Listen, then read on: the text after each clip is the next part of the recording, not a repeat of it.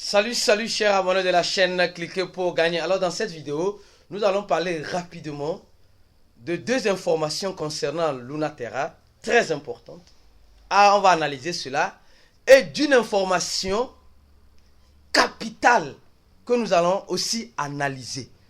Si vous n'avez pas encore regardé cette vidéo, guerre invisible du Bitcoin, s'il vous plaît, mettez une pause à cette vidéo que vous êtes en train de regarder actuellement et allez regarder cette vidéo pour mieux comprendre la suite de la vidéo que je suis en train de faire actuellement.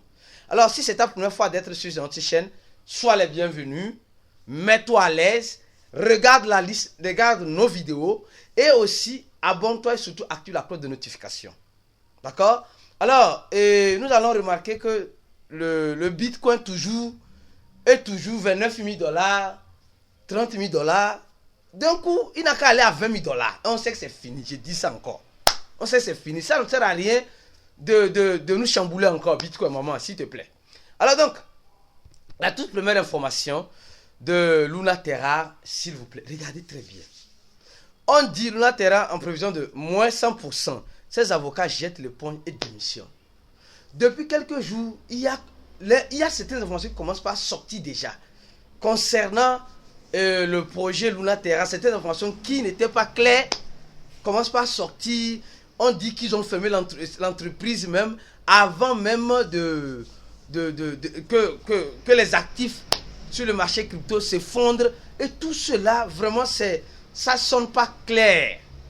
Et la communauté a voté contre une nouvelle, voilà, pour faire un fork. Mais l'équipe, le CEO devant, bien sûr, l'équipe tient à faire un fork, malheureusement.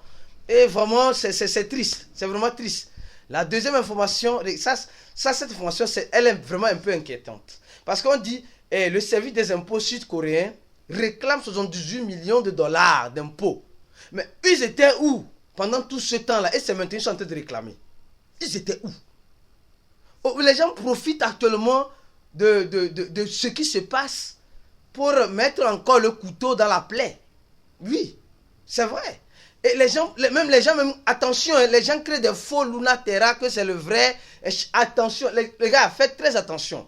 Comme je vous avais déjà dit ça dans mes vidéos, c'est pourquoi je dis ceux qui ne sont pas encore abonnés à cette chaîne et ils n'ont pas activé la cloche de notification, vous ratez une vidéo, après cette vidéo, on va vous rattraper demain. Donc, j'ai déjà dit ça dans une de mes vidéos, il y a cela quelques jours. Faites très attention, les gens profitent de cette situation pour dire et faire de n'importe quoi. C'est vrai que il y a beaucoup de problèmes actuellement avec ce projet. Ils essaient de sortir la tête de l'eau, mais apparemment, il y a certaines personnes qui veulent les enfoncer plus. Oui. Et aussi, si c'est un arnaque bien organisé, on le saura tôt ou tard. On le saura tôt ou tard. Donc, sincèrement, beaucoup de vigilance avec les informations que vous êtes en train d'avoir ou recevoir en ce moment-là. Faites très attention, les gars. Très attention. Alors, avant d'entamer la deuxième grande et nouvelle importante, je tiens à vous rappeler que nous allons organiser notre confraternisation. Et je serai à Ouaga pour les gens qui me regardent, qui sont au Burkina Faso. Je serai moi-même avec mon équipe de Cliquer pour gagner à Ouaga dans le mois de juillet, d'accord? Et nous sommes en train de faire une confraternisation pour notre communauté. Alors, si tu es abonné à cette chaîne et tu te sens vraiment de venir et nous voir, nous connaître.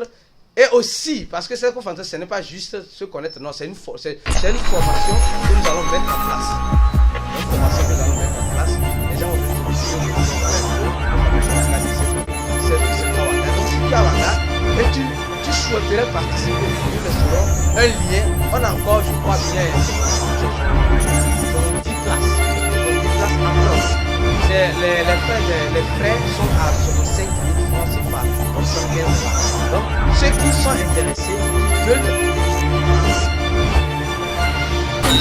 qui veulent vraiment venir, alors on va laisser cet email-là en description de la vidéo. Vous nous envoyez un mail que, ah oui, l'équipe que je souhaiterais être présent à cette confraternisation. Et là, nous allons voir ce que nous pouvons faire. Alors donc, deuxièmement, allons-y à cette information, s'il vous plaît, les gars. Cette information, elle est primordiale. C'est pourquoi je dis, ceux qui n'ont pas regardé cette vidéo-là, si vous avez fini de regarder, maintenant vous allez comprendre celle-ci. La Russie, un des ministres, le ministre, je crois bien, de l'économie, je crois bien, dit tôt ou tard, la Russie va accepter les cryptos comme moyen de paiement. C'est pourquoi je vous disais ici dans cette vidéo, la guerre invisible du Bitcoin. Donc la Russie, nous savons, la Russie ce n'est pas un petit pays. Et nous savons, faisons cette analyse, la Russie a des alliés. L'Iran, la Chine qui interdit le Bitcoin, mais la vidéo que j'ai faite hier, je vais vous expliquer que la Chine a, ceux qui ont regardé encore cette vidéo vont comprendre. Alors donc, la Chine, l'Iran, etc. et certains pays d'Afrique déjà. Donc, imaginez déjà que la Russie accepte en fin de compte le Bitcoin comme monnaie légale, comme l'a fait le Salvador. Alors, ses alliés aussi vont suivre le pas. Et quand ces alliés suivent le pas, qu'est-ce qui va se passer? Dites-le moi. Qu'est-ce qui va se passer? Parce que si la Chine décide que le Bitcoin est une... Je sais qu'actuellement, ils ont accepté le Bitcoin en Russie, mais pour le moment, ce n'est pas encore officialisé comme monnaie légale. Quand ils vont l'officialiser comme aussi monnaie légale, en plus de leur rouble, je vous jure que ça va faire mal. Ça va faire mal. C'est pourquoi je dis, c'est une guerre invisible qui se passe. Alors, ne vous dites pas que vous êtes sur le mauvais chemin dans les cryptos. Les gens qui vous font croire que, non, que les cryptos c'est de l'arnaque, je ne sais pas quoi, beaucoup de vigilance. Si les États commencent par accepter comme moyen de paiement, ne soyez pas étonnés un jour quand vous dites que le Bitcoin est une réserve de valeur. Attention, là, ça chamboule tout. Donc, beaucoup de preuves, parce que le Bitcoin n'est pas émis comme est émis certains actifs que nous avons. C'est bel et bien différent l'écosystème. Et cet écosystème, le Bitcoin a fait des preuves, a prouvé qu'elle est sécurisée, qu'elle est décentralisée, qu'elle n'est pas contrôlée par qui que ce soit. Bien sûr, même s'ils sont prêts par moment manipulés. Donc, pour vous dire simplement, les gars, soyez sereins. Ne tremblez pas. Ne tremblez pas.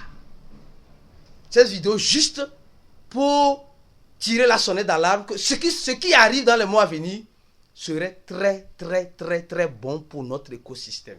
Mais pour cela, comme on dit, il faut faire la part des choses. On va voir ceux qui vont rester dans cet écosystème actuellement. Alors, donnez j'aime à la vidéo et on se dit à la prochaine vidéo. Ciao.